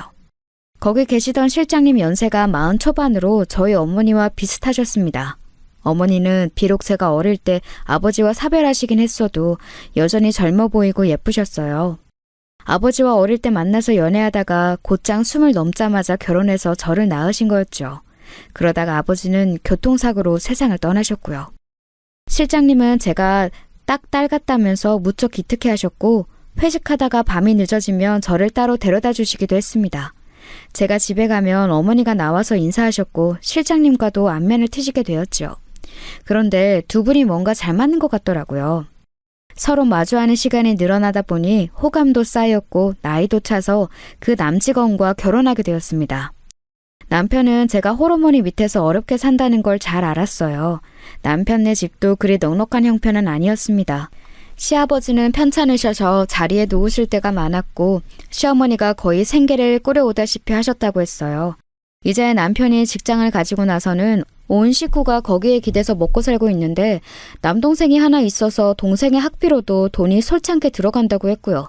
어머니가 너무 장남한테 의존이 심해서 사이가 별로 좋지 않았는데 다만 동생하고는 무척 우애가 좋다고 했어요. 사실 동생의 공부를 정말 잘해서 지금 좋은 대학 다니고 있거든. 아마 걔가 취직하고 나면 우리도 형편이 좀 필 거야. 뭐 그 정도야 기다릴 수 있지. 어차피 몇 년 안 남았었잖아. 장학금도 많이 받고 있어서 학비로 많이 들어가진 않을 거야. 남편은 제게 미안해했지만 저는 괜찮았습니다. 남편만 제 편이면 그래도 시댁이 어떻든 다 사라지기는 하잖아요. 하지만 남편은 가난하게 살았던 그리고 지금도 형편이 좋지 않은 저희 집을 잘 알아서 결혼해서도 넉넉지 못한 것을 무척 미안해했죠. 동시에 시어머니는 저희 친정을 무척 무시했습니다. 결혼할 당시에도 이미 남편한테 큰 실망감을 나타내시면서 저한테 싫은 소리를 한 적이 있으셨죠. 아니, 너 기껏 결혼한다고 데려온 아가씨가 저런 꼴이냐? 홀어머니라고? 어머니 그만하세요. 사람이 중요하지 집안이 중요한 게 아니잖아요. 부잣집 아가씨를 데려왔어야지. 내가 너 허울 멀쩡하게 낳아준 게 후회가 된다. 대체 무슨 생각이니? 시어머니는 정말 상대에 대해서 배려 없이 말을 하는 편이었죠. 결혼 전 제가 바로 앞에 앉아 있는데도 거침없이 저와 저희 친정어머니에 대해서 나쁜 소리를 마구 해댔어요. 그리고 제가 시어머니의 마음에 들지 않는 중요한 이유는 저희 집이 가난해서였죠. 체격 좋고 잘생긴 남편이 부잣집 아가씨를 낚아올 거라고 기대하셨던 것 같았어요. 그런데 그 와중에 저같이 가난한 홀어머니 밑에 며느리가 들어왔으니 화가 나실 만도 했죠. 남편은 자기 어머니에 대해서 고개를 절레절레 저었습니다. 시아버지가 돈을 못 버시고 아파서 누워만 계시니 직접 평생 아차같이 돈을 벌어 두 형제를 키운 분이셨죠. 그러면은 물론 존경할 만했지만 그래도 연세 드시고 나서 돈 버는 자식을 뜯어먹으려고 눈이 벌건 것까지 남편이 참기는 좀 힘든 것 같더라고요. 사실 저 역시도 마찬가지였고요. 이건 시동생도 마찬가지라서 결혼하고 나면 시댁하고 거리를 둘 생각을 벌써부터 하고 있다고 했어요. 시동생 결혼하면 진짜 딱 칼도리만 하고 선거 크자고 형제끼리 말이 되었다고요. 시어머니가 하도 돈 노래를 불러대서 저도 결혼 후에 직장을 그만두지 못했습니다. 사직한다는 건 언감생심 말도 꺼내지 못했어요. 어디 남편이 돈 버는 거에 기생할 생각이냐고 사람을 기생충 취급을 하시더군요. 그리고 한 달에 적어도 200만 원은 생활비로 내놓으라고 목에 핏대를 세우시는데 물론 200만 원을 다 드리지는 않았지만 월 50만 원은 드렸거든요. 그리고 장에 가실 때마다 저한테 전화하셔서 오라고 해서 대신 결제하게 하고 뭐 살 때 남편 불러서 결제하게 하고 그렇게 들어가는 돈까지 합하면 월 100만 원은 우습게 들어가는 것 같았어요. 그러니 남편 혼자 벌어서는 도무지 돈을 메울 수가 없어서 저 역시도 직장을 다녀야만 했던 거였죠. 직장을 다니고 돈을 벌어 모으느라고 결혼 후에도 3년 동안 애가 없었습니다. 빨리 아이를 낳아서 가정을 이루고 싶었는데 25세 결혼해서 20대 후반이 되었는데도 아이가 안 들어서니 불안하더라고요. 남편은 제가 직장에 다녀서 스트레스도 받고 몸도 좋지 않아 그런 것이니 직장을 그만두면 바로 아이가 생길 거라고 위로해 주었습니다. 그래도 직장에 다닌 보람은 있었어요. 뭐냐 하면 제가 사장님이나 실장님과 쭉 친밀하게 지내면서 아주 예상치 않은 결과가 하나 생겼거든요. 바로 실장님과 어머니가 결혼하시게 된 거였습니다. 실장님은 사장님 아들이라서 이제 그 사무실과 공장을 물려받을 분이셨죠. 원래 결혼에 대해 뜻이 없으셨는데 저희 어머니를 만나면서 호감이 싹트고 결국 결혼까지 하게 된 거였고요. 저도 워낙 20살 어린 시절부터 저를 잘 돌봐주셨던 분이라서 아버지라고 부르는데 거리낌이 없었습니다. 그런데 저희 친정어머니 재혼 소식이 전해지자 시어머니는 대뜸 물으시더군요. 그 남자 돈 많냐?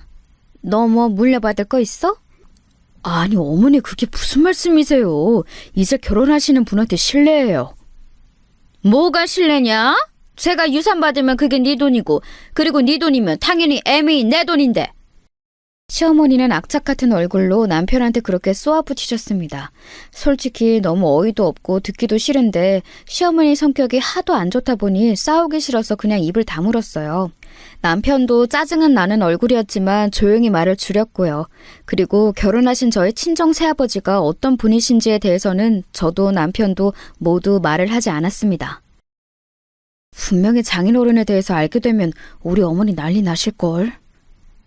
내 말이 뭐라도 얻어오라고 하실 거야. 절대 말하지 말자. 남편과 저는 의기투합하여 절대로 말하지 않고 도리어 새아버지가 가난한 분인 것처럼 꾸며냈습니다. 시어머니는 저희 새아버지가 잘 살지 못한다는 걸 듣고는 한심하다며 혀를 차셨죠.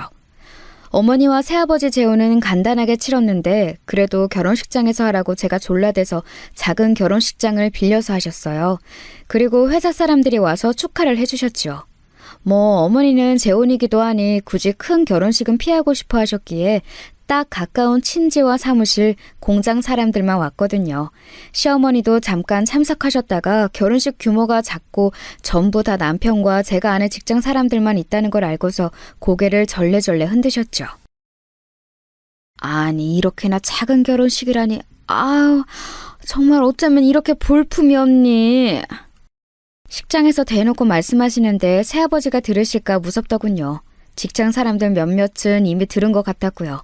남편도 난감해서 얼른 시어머니를 모시고서 나오려고 했지만 피로연해서 밥은 꼭 먹고 가야 한다고 뽕을 뽑아야 한다고 난리를 치셔서 결국 밥까지 먹고 왔습니다. 저는 어머니 결혼식을 도와야 하는데 시어머니까지 난리라서 진짜 정신이 하나도 없더군요. 어머니는 새아버지하고 사이가 정말 좋으셨고 새아버지는 저를 정말 많이 귀여워하셨습니다. 원래 20살 시절에 직원으로 만났을 때도 진심으로 아껴주셨는데 법적으로 가족이 되었다고 생각하니 더욱 기쁘셨던 것 같아요. 원래 그냥 비혼으로 결혼도 하지 않고 혼자 살려고 마음 먹으셨다가 생긴 가족이라서 더 좋다고 하시더라고요. 결혼과 함께 새아버지는 사장님으로부터 공장을 물려받아서 직접 운영하기 시작하셨습니다. 그리고 제가 예전 실장님 위치로 올라가서 업무를 보게 되었죠. 새아버지는 젊으신 만큼 감각도 있는 분이었어요. 그래서 거래처를 따라 영업을 다니시면서 퀄리티 좋은 가방 위주로 이만큼 좋은 가방을 만들 수 있다고 어필을 하셨습니다. 그래서 결국 잘 나가는 브랜드 한 곳과 제휴를 맺게 되었는데 백화점 브랜드는 아니어도 온라인에서 이름값이 높은 브랜드였어요. 그곳 디자이너하고 합작해서 가방을 생산해냈고 처음이니만큼 정말 온 신경을 기울여서 퀄리티를 높여서 생산했습니다. 저와 새아버지 모두가 정말 진심으로 노력을 크게 기울였죠. 남편을 비롯한 회사 직원들 전부가 한마음으로 노력했습니다. 오랜 시간 퇴사자도 없이 함께 일해온 사람들인지라 서로 마음이 맞아서 협력하는 일이 그리 어렵지 않았어요. 보람도 있고 뿌듯했고요. 결국 그 브랜드와 함께 한 가방 라인이 대박이 터졌습니다. 가방에 붙인 이름을 말하면 10대, 20대 여성들이 대부분 알 법한 가방이 될 정도였어요. 출근할 때 버스 안에서 같은 가방을 서너 명은 본다고 할 정도로 많이 보급된 가방이 되었죠. 한 개당 단가가 크게 높지는 않았지만 그 정도로 잘 팔리면 그냥 규모로 승부가 되거든요. 돈이 정말 물밀듯이 쏟아져 내렸습니다.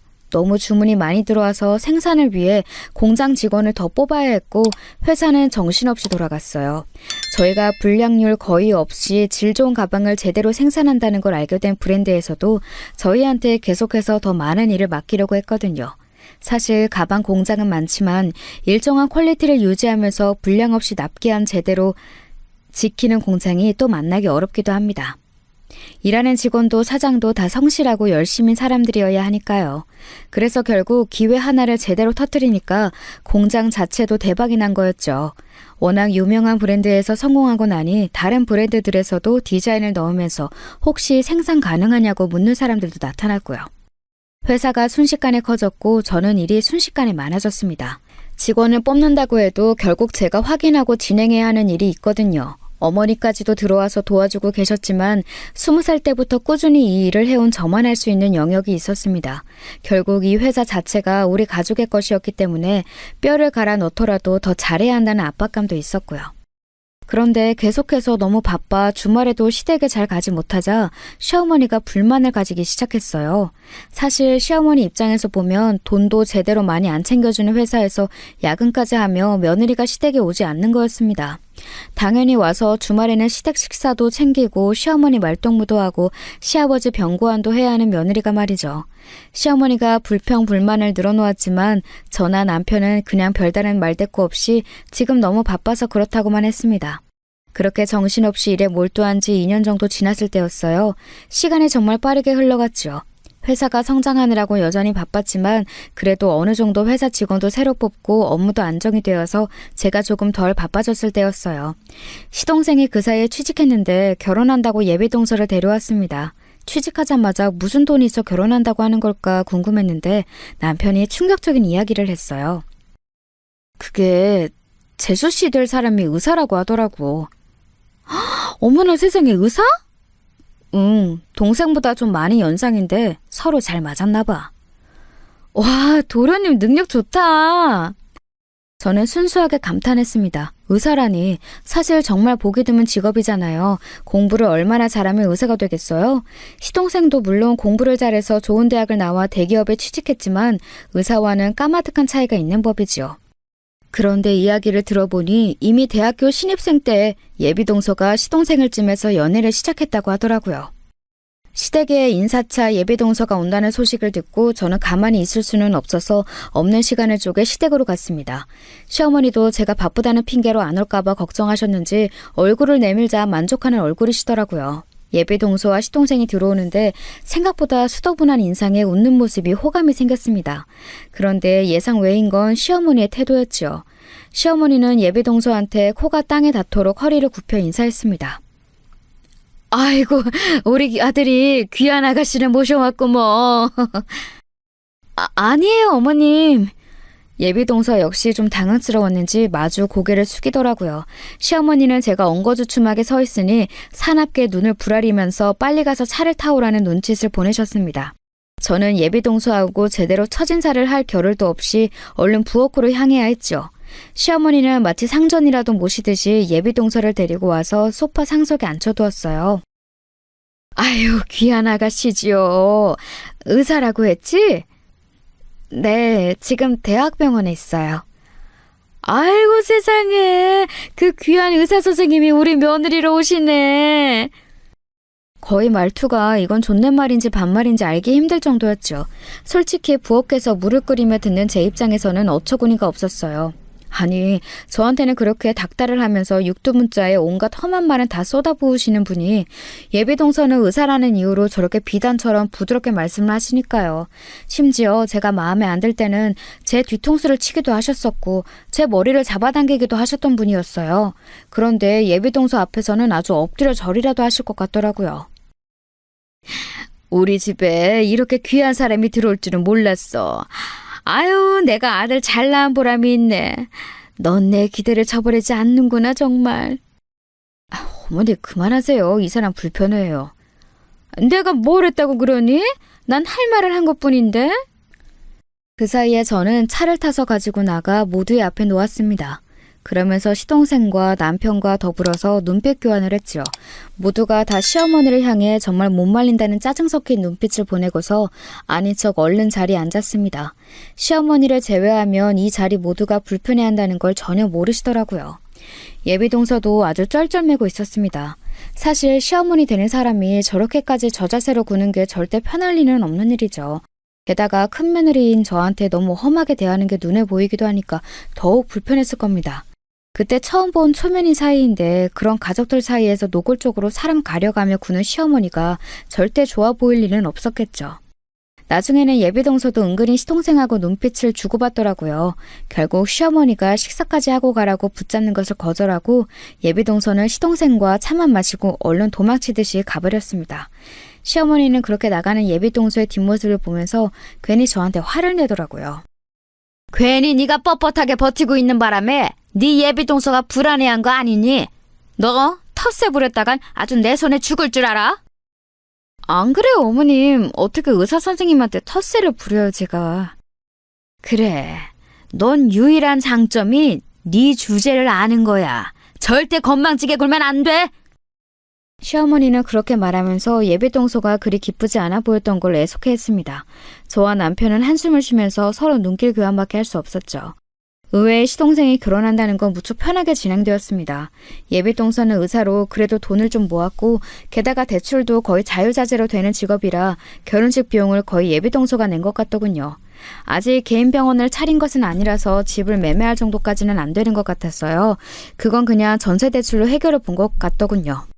시어머니는 시동생 결혼식 날 거의 기쁨에 차서 기절할 것 같은 얼굴이었습니다. 물론 의사 며느리 기쁘시겠죠.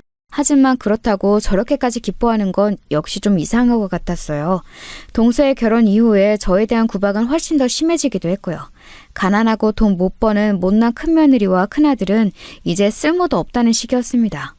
동서가 시댁에 오는 날이면 제가 불려와서 거의 하루 종일 대접할 음식을 해야 했고 먹고 난 후 설거지도 제가 하지 않으면 시어머니가 불호령을 내리셨죠. 다행히도 동서는 시어머니처럼 개념이 없는 사람은 아니었어요. 도리어 아주 편안하고 수더분한 사람이라 제가 설거지를 하고 있으면 조용히 다가와서 자기가 하겠다면서 고무장갑을 잡는 사람이었죠. 하지만 시어머니한테 혼나는 게 싫어서 저는 그냥 동서한테 가서 있으라고 괜찮다고 하고는 했습니다. 시어머니를 제외하면 시동생 부부와 저희 부부는 사이가 꽤 좋았어요. 시아버지는 이제 병원에 아예 들어가셔서 누워 계셨으니 볼 일도 없었고요. 시동생도 제 친정 새아버지가 어떤 사람인지 알고 있었는데 자연스럽게 동서도 알게 되었죠. 그걸 몰랐을 때도 동서는 저를 무시한 적이 없었기 때문에 더욱이나 마음 편하게 알려줄 수가 있었습니다. 꽤 잘나가는 브랜드 가방을 만드는 공장이라는 걸 알고는 동서가 무척 재밌고 놀라워했죠.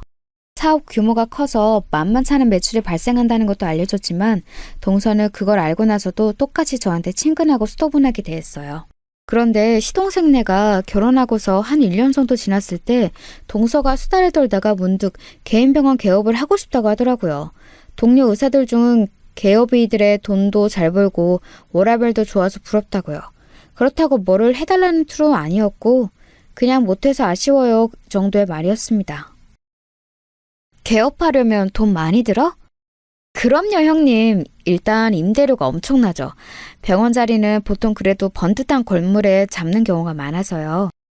하긴 인테리어 비용도 만만치 않겠구나. 그렇죠. 그리고 직원 고용하고 뭐 하려면 초기 비용이 엄청나요. 물론 뭐 금방 환수야 되지만요. 일리 있는 말이더라고요. 동서는 대학병원에서 일하는데 업무량이 정말 많은 것 같았어요. 시동생의 푸념처럼 의사는 바빠서 돈을 쓸 겨를이 없어 돈이 모인다고 말할 정도였지요. 개업 의사가 되면 확실히 워라밸이 훨씬 좋아질 텐데 안쓰러웠어요. 저 오해하지 말고 들어 동서. 혹시 임대료 안 낼 수 있으면 개업할 의사 있어? 어머, 그야 당연하죠. 그런데 누가 무료로 임대해주겠어요. 내가 해줄게. 네? 그게 무슨 말씀이세요? 말 그대로 내가 가진 건물 임대해준다는 거야. 동서는 무척 놀란 눈치였습니다. 저희 재산 상황을 동서한테 상세히 다 말하지는 않으니 당연히 몰랐을 부분이긴 했어요. 그간 크게 성장한 회사 덕분에 저희는 가까운 동네에 꽤 번듯한 빌딩 하나를 매입해둔 상태였죠. 1층에는 따로 저희 가방 브랜드를 런칭해볼 생각이었기 때문에 꽤 위치가 좋았어요. 물론 아주 번화가는 아니고 아주 큰 빌딩도 아니었지만요. 7층짜리 건물이었는데 병원이 2, 3층 정도 충분히 경쟁력이 있으니 내줄 법하다고 생각했습니다. 동서는 처음에는 망설였습니다. 자기가 그걸 받아도 되는지 모르겠다면서요. 하지만 저는 동서를 꽤 좋아하는 편이었고 저희 건물에도 마침 공실이 있는 상황이어서 얼마든지 진행해보고 싶었어요. 있는 건물을 그냥 두는 것보다 채워져서 장사가 잘 되는 게 건물주 입장에서도 좋은 일이거든요. 시동생네가 잘 되면 결국 저희한테도 좋은 일이었고요. 그래서 좀 강하게 주장했더니 결국 동서가 고맙다면서 제안을 받아들였습니다. 동서는 병원을 개업했고 처음부터 상당히 영업이 잘 되었어요. 그 동네에 병원이 부족하기도 했고 자리도 좋았거든요. 사실 저도 좋기는 했어요. 공실 2곳이 있었는데 한 곳은 동서네 병원이 들어왔고 한 곳은 약국이 들어왔죠. 게다가 2곳 다 장사가 잘 되니까 건물 가치 자체도 올라갔거든요. 동서는 이렇게 제가 무료로 자리를 임대해주고 이런저런 편의를 봐주는 게 너무 고맙다면서 무척 행복해하기도 했습니다. 사실 동서네 친정도 그리 잘 사는 편은 아니라서 개업은 시간이 한참 지나야 가능할 거라고 포기하고 있었다고 하네요. 그런 와중에 이런 기회가 오니 동기들 사이에서도 꿀리지 않고 참 좋다고 했습니다. 워라밸이 좋아지고 쉴 시간이 늘어나니까 동서 얼굴색도 훨씬 좋아지더라고요. 게다가 다른 의사 한 명하고 같이 개원을 한 거라 병원 관리도 둘이 할 수 있으니 훨씬 편해진 모양이었습니다. 친한 친구이자 동기였다는데 그 친구도 그리 집이 잘 살지 않아서 병원 개원할 때 집안 도움을 못 받을 형편이라 무척 난감해했다고 했어요. 그런데 제가 무료로 건물을 임대해주니까 두 사람 모두 무척 기뻐했던 거지요. 이후에 당연하게도 동서와 저는 사이가 무척 좋아졌습니다.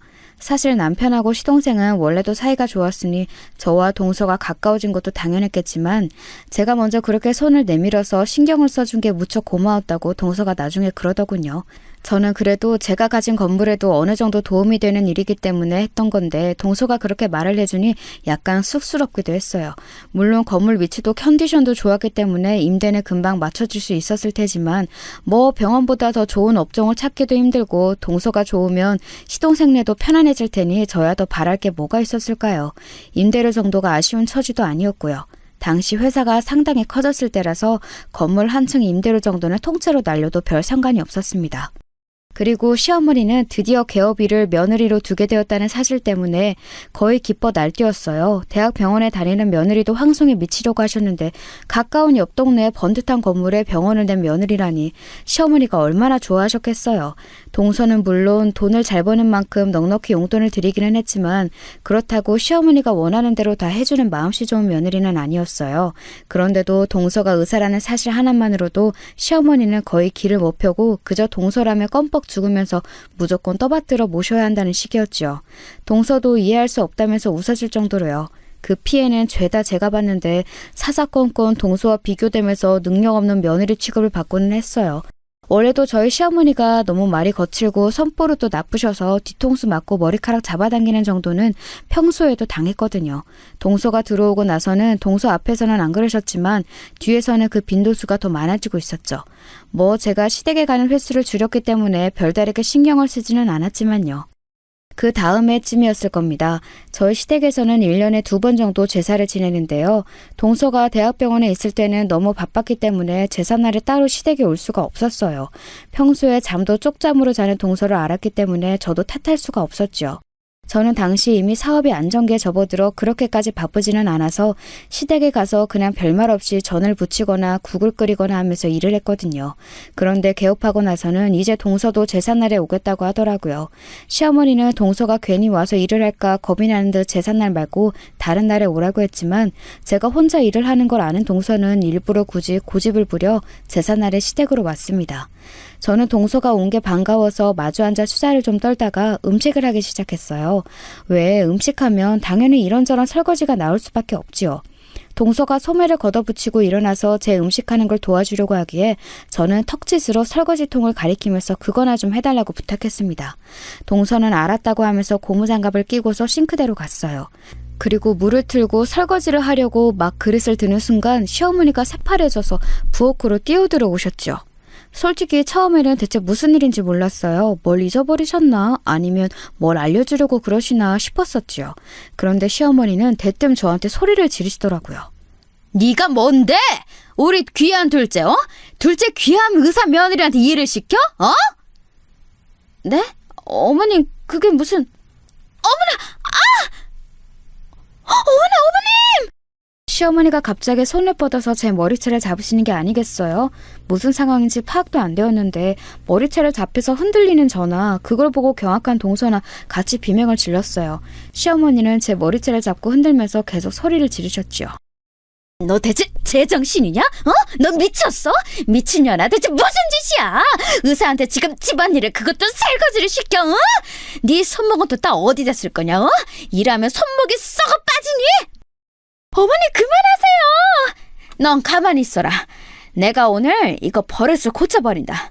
너 내가 이전부터 알고 있었다. 벼르장머리 없는 걸 가만히 뒀더니 귀한 애한테 지금 일을 시켜? 어머니 이것 좀 놓으세요. 놓으시라고요. 기껏해야 설거지잖아요. 동서도 한다고 했다고요. 한다고 해도 네가 말려야지. 너 그 쓸모도 없는 몸뚱아리 갈아서라도 일을 하고 쟤 모셔야지 뭐 하는 거야. 네 동서가 의사야, 의사. 시어머니가 반복해서 의사라고 소리를 지르는데 귀청이 따가워서 떨어져 나갈 것 같더군요. 여기서 누가 동서 의사인 걸 모르는 사람도 없는데 말이에요. 전에 동서가 도와줘서 간신히 시어머니 소나기에서 벗어났어요. 뒤로 비틀거리면서 물러나는데 세상에 머리카락이 뽑혀서 바닥으로 떨어지더라고요. 너무 어처구니가 없어서 뭐라고 항의할 마음도 들지 않은 채로 멍하니 있는데 동서가 제 앞을 가로막고 그러더라고요. 어머님, 그만하세요. 형님이 제 병원 건물주예요. 순간 시어머니가 멈칫하셨지만 곧 코웃음을 치시더군요. 예, 너 그게 무슨 말이니? 네가 워낙 착하고 순해서 네 형님 편을 들고 싶은 건 알겠지만 갑자기 제가 건물주라고 하면 내가 믿어줄 수가 없어. 시어머니는 마치 동서를 달래듯이 그렇게 말했습니다. 동서는 답답해서 가슴을 치면서 외치듯이 말했어요. 아니, 어머니, 정말이라고요. 제가 지금 병원 개업할 수 있었던 것도 형님이 저한테 임대료 안 받고 무료로 빌려주셔서 가능한 거였어요. 아니었으면 한 10년은 돈 모아서 개업했어야 하는 거였다고요. 예, 그게 무슨 소리야? 말 그대로예요. 형님이 가진 건물 저한테 무료로 임대해 주셔서 큰돈 안 들이고 병원 개원한 거라고요. 시어머니는 동서가 반복해서 말해도 알아들을 수가 없다는 듯한 얼굴로 저와 동서를 번갈아가며 바라봤습니다. 저는 너무 놀랐던 가슴을 진정시키고서 말하지 않은 채로 물끄러미 시어머니를 쳐다봤어요. 제삿날이지만 평일이라서 저는 먼저 시댁에 와 있었고 시동생과 남편은 퇴근 후에 오기로 되어 있었죠. 동서는 그날 오후만 같이 일하는 다른 의사 선생님한테 병원을 일단 맡기고서 시댁에 온 상태였고요. 어머님, 제가 평일에 자유롭게 시댁에 올 수 있는 이유가 뭐겠어요? 뭐? 그냥 휴가 쓴 거 아니냐? 어차피 조금만한 회사. 그런 것 치고는 어머님이 부르실 때마다 꽤 자유롭게 온다고 생각하지 않으셨어요? 사실 시어머니가 부르실 때마다 저는 자주 오는 편이었어요. 최근으로 올수록 오는 횟수를 가능한 줄이고는 있었지만 기본적으로 시댁을 존중해야 한다고 생각하고 있었기 때문에 그래도 그 횟수가 적지는 않았었지요. 시어머니는 답할 말을 찾지 못하신 듯 어리둥절한 얼굴로 입을 다물고 계셨어요. 아무래도 지금 돌아가는 상황을 이해하지 못하신 것 같더군요. 어머님, 지금 저희 남편하고 저하고 다니는 회사 저희 새아버지 소유예요. 뭐라고? 예, 저희 친정어머니하고 재혼하셨던 그분이요. 그분 소유시고 그래서 제가 그분 옆에서 일 도와드리고 있어요. 그리고 생각하시는 것처럼 작은 기업 아니고 이제 회사 직원만 100명 단위예요. 그리고 매출 대비 수익 알토란 같은 회사고요. 시어머니는 그 이야기를 들으면서 점점 더 얼굴에서 핏기가 빠지시더군요. 동서는 정말 이해할 수 없다는 듯이 고개를 저었습니다. 당연히 정상인의 입장에서 평범하게 생각한다면 시어머니 행동을 도무지 이해할 수 없는 게 당연했어요. 그럼 그 회사... 말하자면 제가 다음 대표인 거예요. 저희 친정아버지가 저 물러주신다고 하셨으니 전부 제 것이 되겠죠. 아니, 자금만 해도 회사 수익 상당 부분 나눠 가지고 있으니까 누구 부럽지 않게 벌고 있긴 하네요. 그런데 왜 나한테 말을 안 했니? 시어머니는 너무 당황한 나머지 입을 벌벌 떠시더군요. 누구보다 돈 외치면서 살았던 양반이 그간 그렇게나 무시하던 큰며느리가 무슨 일 하는지를 깨달았으니 당연하겠죠. 솔직히 저는 시어머니가 누구보다 얄미워서 시어머니 하는 짓을 노려보고 있었어요. 시어머니는 아무래도 제가 한 말이 실감이 나지 않는지 현실을 부정하는 것 같더라고요. 아니, 그럴 리가. 너처럼 모자란 얘가 그럴 리가. 너네 그러면 왜 신혼 초에 그렇게 월세로 살았던 거야? 돈을 그렇게 잘 버는데? 저희 친정 어머니 재혼 후에 잘 번 거니까요. 그리고 어머님, 저희 이사 간다고 할 때도 아예 관심 털끝만큼도 안 보이셨죠? 지금 저희 어느 동네에 사는지도 모르시잖아요. 못난 큰아들 큰며느리가 어디로 이사 가는지, 그 집이 전세인지 매매인지 정말 아무런 관심도 없으셨으니 당연히 모르시겠죠. 지금 저희 50평 아파트 매매해서 살고 있고 당연히 대출도 없어요. 어머님의 자식한테 관심이 없으니까 당연히 모르셨던 거죠. 제가 쏘아붙이니까 시어머니는 대답할 말이 없는지 얼굴이 시뻘개지셨습니다. 사실 시어머니는 그동안 저희 집에는 정말 아무런 관심도 보이지 않으셨거든요. 저희가 이사를 간다고 해도 너희들 수준에 맞게 빌라에서나 살아라 하면서 싫은 소리만 하시고서는 신경을 끊으셨어요. 사실 이삿날 도움 필요한 건 어른인 시어머니가 더 잘하실 텐데 정말 아무런 말씀도 안 하시더라고요. 저희도 저희 이사가는 집을 굳이 노출시키고 싶지 않아서 시어머니를 굳이 부르지 않았지만요. 시어머니는 그제야 정말로 정신이 드시는지 손을 떨면서 제 눈치를 보기 시작하셨습니다. 저는 솔직히 그때 정말 환멸이 들어서 하던 음식이며 뭐며 다 내팽개치고서는 거실로 가서 제 백을 집어들고 시댁을 나와버렸어요. 뒤에서 동서 역시 나오더군요. 시어머니가 얼른 따라 나와서 저를 붙들면서 가지 말라고 애원처럼 말씀하셨어요. 아니, 가지 마라. 아직 내가 상황을 다 못 들었다. 어? 내가 몰라서 그런 거잖니. 정말로 내가 알았으면 안 그러지. 나한테 자랑스러운 며느리가 둘이나 있는 건데 내가 왜 그랬겠니? 제발 지금 이렇게 가지 말아라. 어머님, 사람 상황 따라서 돈 따라서 그렇게 차별하지 마세요. 지금도 저한테 잘못한 걸 뉘우치시는 게 아니라 제가 돈이 많은데 대접 잘못했다고 하시는 거잖아요. 제가 쏘아붙이자 시어머니의 얼굴색이 변했습니다. 사실이니 어쩔 수 없었죠. 시어머니가 꼼짝도 못하고 서 있는 사이에 동서와 저는 차를 타고 시댁 아파트 주차장을 나와버렸습니다. 형님, 많이 속상하시죠? 동서가 망설이다가 그렇게 말에 붙이더라고요. 그래도 마음씨 좋은 동서가 곁에 있어서 그나마 위안이 되었습니다. 미리 남편하고 시동생한테 전화를 해서 시댁에 가지 말라고 전해두고서 저희는 같이 모여서 밥이나 먹기로 했어요. 남편은 저를 달래주면서 호텔 뷔페라도 가자고 하더군요. 그래서 결국 시댁 제삿날인 그날에 시동생 부부와 저희 부부는 마주 앉아서 저녁을 먹었습니다. 결혼 후에는 시댁 제삿날에 빠지지 않고 가서 일손을 보탰던 터라 기분이 이상하더라고요. 시동생과 남편은 정말 미안하다면서 저를 위로해 주었는데요. 우리 어머니가 정말 못 말리지. 그런데 그렇게 손까지 쓰신 분은 아니었는데. 그러게 말이야. 죄송해요, 형수님. 아니에요. 도련님이 그런 것도 아닌데요. 동서도 고개를 절레절레 저었지요. 저도 정말 놀랐어요. 어머님이 그렇게까지 흥분해서 화를 내실 줄은. 솔직히 의사 며느리 설거지 한번 시켰다고 그렇게 화를 낼 줄 누가 예상할 수 있었을까요? 당연히 저도 동서도 놀랄 수밖에 없었지요. 저는 당연히 동서나 남편, 시동생한테는 아무런 화도 나지 않았어요. 도리어 이런 식으로 저한테 사과를 하고 제 마음을 풀어주려고 하니까 그저 고마울 뿐이었지요. 하지만 시어머니는 정말 용서가 안 되더라고요. 그간 결혼 후에 당해왔던 수많은 일들을 잘 넘긴다고 넘겼는데 그게 아니라 그냥 쌓아두고 있는 거였더군요. 당장 화를 낼 만큼에 이르지 않았을 뿐이지 계속 화는 나고 있었나 봐요. 그게 전부 한꺼번에 몰려오면서 목이 멜 만큼 감정이 차올랐고 시어머니 얼굴을 다시는 보고 싶지 않았어요. 나 이제 어머님 얼굴 볼 자신이 없어. 그냥 안 배웠으면 좋겠어. 당신 원하는 대로 해. 하지만 어머니한테 사과는 받아야지. 맞아요. 잘못한 일에 대해서 사과는 확실히 받으셔야죠. 아니에요. 괜찮아요. 저는 정말 이제 얼굴도 보고 싶지 않고 그냥 며느리 없다 생각하고 사셨으면 좋겠어요. 저는 딱 잘라 말했습니다. 저희 시어머니 당시 연세가 꽤 많으셨죠. 자식들한테 의지해서 살아가야 하는 날이 더 많은 분이신데 그걸 알면서도 용서가 안 되더라고요. 노후야 알아서 사셔야죠. 제가 더 이상 뭘 어떻게 할 수 있을까요? 돈 떨어지면 며느리도 당장 버리실 분이신데요. 그리고 그날은 그냥 그렇게 화가 난 채로 집으로 돌아왔습니다. 시어머니한테 전화가 왔지만 받지 않았고 저희 집이 어디인지도 모르시니 찾아오실 수도 없었죠. 관심이 없으셨던 게 차라리 편하더라고요. 그렇게 한 석 달이 지났나 그랬을 거예요. 추석이 다가오고 있더라고요. 원래 시댁에는 제삿날도 꼬박꼬박 놓치지 않고 찾아갔던 저였으니 마음이 당연히 불편해질 수밖에 없었어요. 남편은 신경 쓰지 말라고 했지만 결국 추석이 며칠 뒤로 다가왔을 때 제가 먼저 남편한테 물을 수밖에 없었죠. 여보, 혹시 지금 어머님 어떻게 지내고 계세요? 아버님은 그냥 병원 계시고? 아버지는 병원 그대로 계시고 사실 남편이 망설이는 기색을 하면서 말하기를 머뭇거리더군요. 솔직히 무슨 일이 크게 있을까 싶어서 의아했어요. 그랬더니 남편은 곧 털어놓았습니다. 어머니가 몸이 안 좋으신데 병원에 안 가겠다고 하셔서 누워 계셔.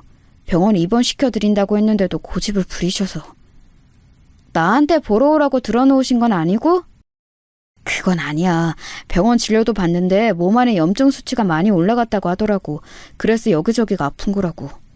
저절로 한숨이 나왔습니다. 사실 스트레스를 받고 피해를 본 사람이라면 전데 왜 제가 아니라 시어머니가 들어놓으신 건지 이해가 안 되더라고요. 남편은 손을 저었습니다. 걱정하지 마. 신경 안 써도 돼. 내가 다 알아서 할 테니까 당신은 그냥 모른 척해. 어떻게 그래요. 우리 어머니가 당신한테 어떻게 했는지 생각해봐. 다시 얼굴 못 볼 것 같다면서. 남편은 제 편을 들어주면서 신경 쓰지 말라고 했지만 그렇다고 해서 외면할 수는 없었어요. 어쨌든 남편이 어머니시고 제 가족이기도 했으니까요. 추석 전날 저는 시댁으로 향했습니다. 남편한테도 말하지 않고 저 혼자 갔어요. 어차피 시댁 현관 비밀번호야 다 아는 거였고 들어가는 데는 아무 문제가 없었습니다. 제가 문을 열고 들어가니까 안방에서 시어머니의 목소리가 들려오더라고요. 힘이 잔뜩 빠지신 목소리였습니다. 첫째냐? 안 와도 된다는데 왜 왔어? 기력이 완전히 쇠한 듯한 목소리라서 솔직히 속이 울컥하더라고요. 저렇게 금방 늙어서 기운이 빠질 거면서 왜 그동안 나를 그렇게 못살게 굴었나 하고요. 저는 발을 쿵쾅거리면서 안방으로 가서 문을 열었습니다. 시어머니는 돌아 누워 있었고 저는 그 이부자리 옆에 가서 앉았어요. 눈을 감고 있던 시어머니는 눈을 떴다가 저를 보고 화들짝 놀라서 앉았죠. 아이고 마니나, 네가 웬일이냐? 아이고. 시어머니는 전에 없이 제 눈치를 보기 시작하셨습니다. 저는 병문안 용으로 사온 오렌지 주스를 내려놓고 말없이 속으로 감정을 사겼어요. 시어머니는 아무 말도 하지 못했고 저는 할 말을 고르느라 침묵의 시간이 흘렀습니다. 어머님, 앞으로는 정말 그러지 마세요. 그래, 미안하다. 정말 미안하다. 하루 이틀에 걸친 일이 아니라서 바로 마음이 풀리지는 않아요. 아시죠? 제가 오랫동안 쌓인 거. 그래, 알고 말고, 시어머니는 기가 죽은 채로 고개를 끄덕이셨습니다. 영화처럼 마음이 사르르 풀린다면 얼마나 좋았을까요? 하지만 그렇지는 않았고 제가 할 수 있는 최대치는 그저 시어머니가 앞으로 그러지 않기를 바라면서 앞으로는 거리를 조금 두면서 다시 가족으로 있기 위해 노력해보는 것뿐이었죠. 어머님은 제 남편의 어머니시잖아요. 어머님도 저도 앞으로 같이 노력해봐요. 저도 전처럼은 못하겠지만 어쨌든 어머님이 저 이해해 주셔야 해요. 그래, 고맙다. 결국 시어머니는 찔끔찔끔 울기 시작하셨습니다. 사실 연세 드신 분이 그렇게 우는 모습을 보니까 역시나 마음은 안 좋더라고요. 그렇다고 적극적으로 위로해드릴 마음도 사실 나지 않아서 그냥 멀거니 보다가 돌아서 나왔지요. 그 이후로 제가 말했던 대로 저는 노력했습니다. 시어머니도 무척 기가 죽어서 아주 얌전해지셨지요. 저한테든 동서한테든 절대 심한 말도 안 하고 얌전히 지내셨어요. 사실 이렇게 할 줄 알면서 왜 그간 그렇게 저를 힘들게 하셨나 화가 날 때도 있었지만요. 그래서 지금은 그럭저럭 괜찮은 시모와 며느리 사이로 지내고 있습니다. 사실 지금도 가끔 시어머니가 처음부터 좋은 분이었다면 어떨까 생각하기는 해요. 아쉽지만 현실을 인정하고 있습니다.